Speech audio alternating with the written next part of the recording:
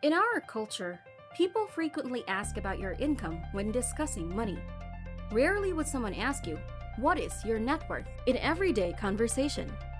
CEOs and wealthy business people are the only individuals you'll ever hear talking like this. For what reason do you rarely hear remarks like this?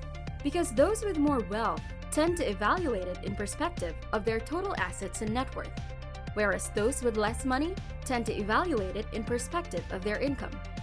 In this video, I'll show you the 3 keys to financial success and outline the foundations upon which you can build a fortune. And if this is your first time visiting the channel, click the subscribe button in the bottom right corner to gain access to other content that could alter your life. Wealth is best quantified by net worth rather than annual salary. When all of your assets are subtracted from all of your financial obligations, the result is your net worth. Getting an idea of your financial status requires a thorough inventory and valuation of all your possessions. Include all of your assets, such as cash, equities, shares, and property investment, as well as the worth of your company and home, before deducting all of your debts.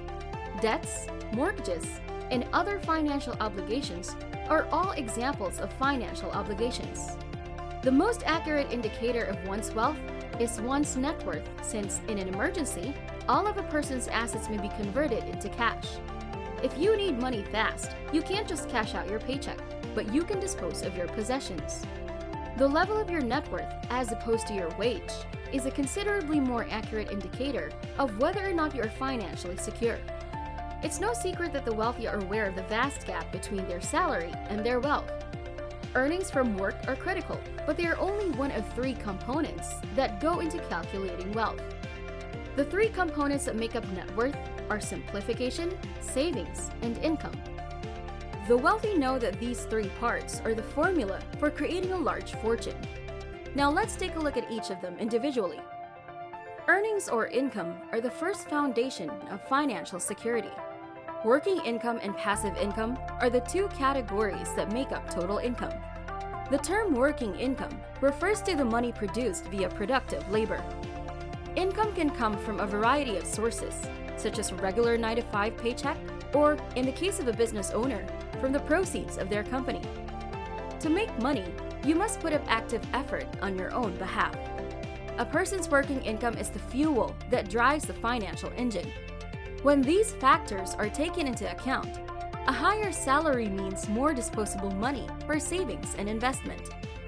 Despite its importance, earning income is only worthwhile when considered as a component of overall net worth.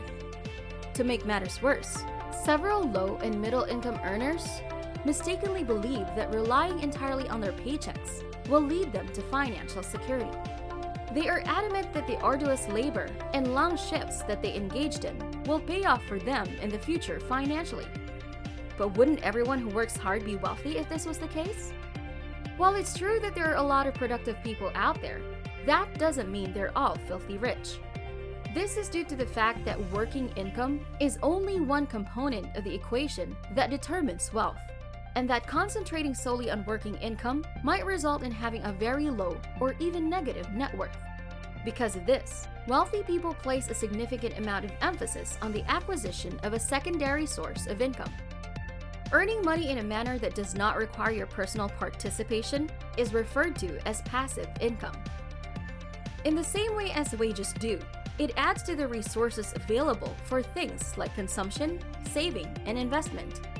You have to understand that wealthy people enjoy a state of financial freedom, which indicates that they are able to maintain the lifestyle of their choosing without the need to engage in paid labor.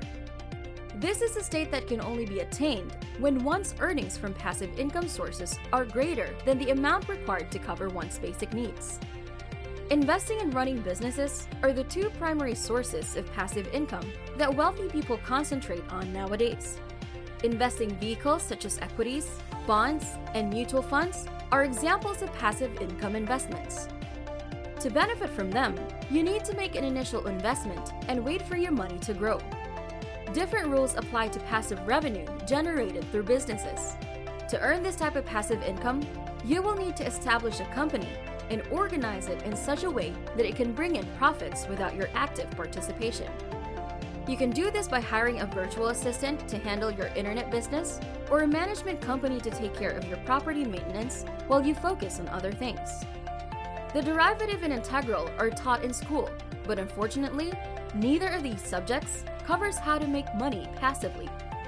If you don't have a relative or close friend who can help you learn how to generate passive income, then you'll probably spend the rest of your life working for someone else and never be able to retire comfortably. As soon as you have a solid understanding of those two different kinds of income, it is time to move on to the next foundation of actual wealth. The ability to save money is the second foundation of financial security. Saving is essential because no matter how much money you make, if you don't save any of it, you'll never become wealthy. Numerous individuals have a spending-oriented financial plan. They spend all of their available funds. They favor short-term satisfaction over long-term financial security. This last foundation of genuine wealth is often overlooked, so it might as well be called the underdog of the three. This is known as living the simplest life possible. It's a complementary practice to thrift, in which you deliberately adopt habits that reduce your daily expenditures. You can save more money and have more to invest if you cut your living expenses. How much money do you need to be comfortable and satisfied in life? It's okay if you require everything materialistic, but be aware that you may not reach happiness for a very long time since you have a very high standard. On the flip side, if you can learn to be content without owning all the latest and greatest gadgets, you will likely accomplish your monetary objective a good deal sooner. Keep in mind that all three foundations are necessary to achieve great riches. Generally speaking, costs increase virtually always, along with increases in income. Because of this, wealth cannot be created solely through income. If you wish to amass real riches, then I suggest that you get started by figuring out exactly how much you have in the bank and in assets. You should write down everything you own, then subtract everything you owe from what you have. Repeat this process once every 3 months, and I guarantee your wealth will grow. Thanks for watching. Click the subscribe button down below if you wish to transition from the life you have right now to the life you truly desire.